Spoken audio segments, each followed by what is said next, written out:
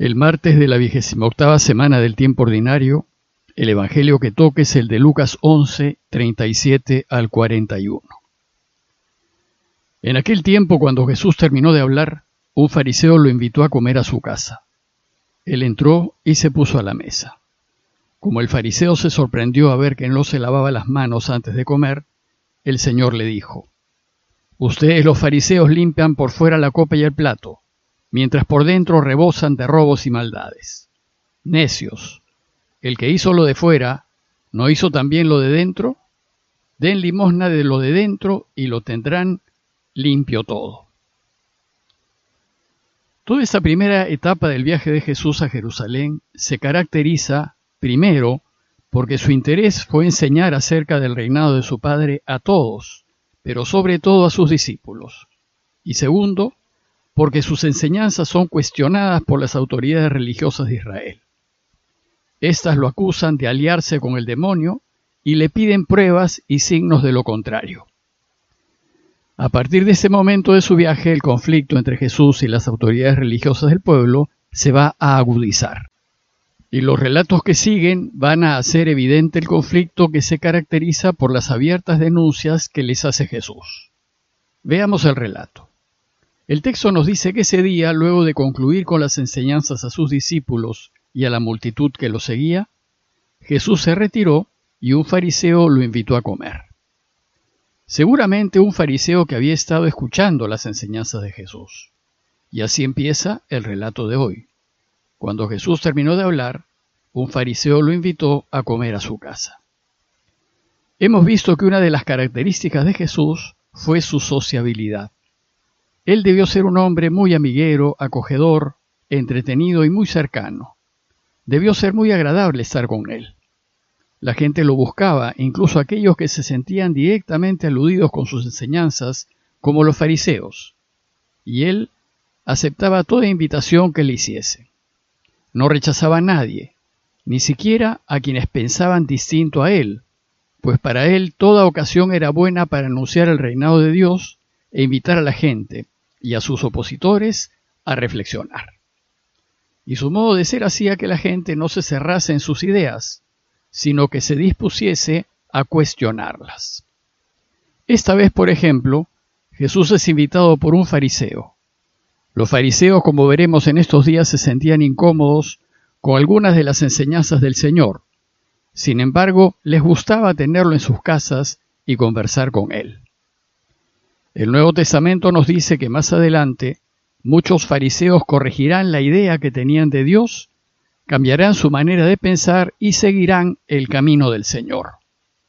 El fariseo más notable que siguió a Jesús fue San Pablo, y fue sorprendente el cambio que dio en su vida hasta llegar a ser uno de los santos más grandes que ha tenido la Iglesia. Volviendo a nuestro relato, cuando el fariseo lo invitó a comer, dice el texto que él entró y se puso a la mesa. Invitar a alguien a comer a su casa era una muestra de especial aprecio, y compartir la cena era un gesto muy íntimo y cercano. La persona que invitaba demostraba con su invitación el deseo de que su huésped se sintiese parte de su familia y de los suyos. Y en este caso el fariseo, al abrirle su casa, le abrió también su corazón. No solo para que el Señor conozca más de cerca su vida familiar, sino para que conozca su interior, lo que siente, lo que desea y le preocupa y lo que piensa. Por eso, en una última cena, Jesús nos dejó la Eucaristía y en ella se nos dejó a sí mismo, para que nosotros, sus más cercanos, disfrutemos de su presencia y nos alimentemos de él. Como en su momento dijimos, en tiempos de Jesús, los judíos solían comer en torno a una mesa bajita, recostándose en alfombras y sobre cojines o almohadones. Pero al ponerse a la mesa, el texto nos dice que el fariseo se sorprendió al ver que Jesús no se lavaba las manos antes de comer. El lavarse las manos era un asunto meramente religioso.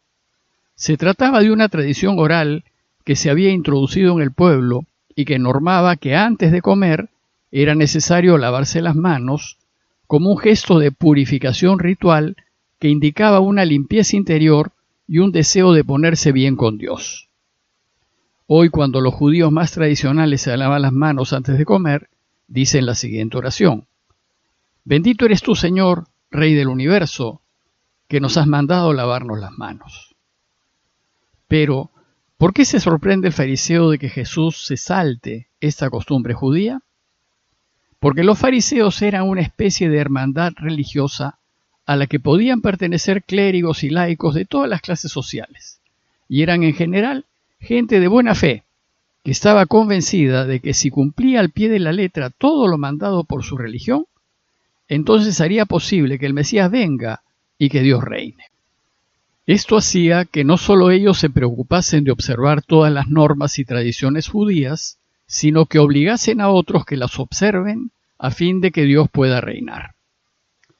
Jesús nos va a enseñar aquí que Dios reinará, pero no porque se observan las normas religiosas, sino porque vivimos como Él quiere que vivamos, es decir, a la luz de la verdad y de la justicia.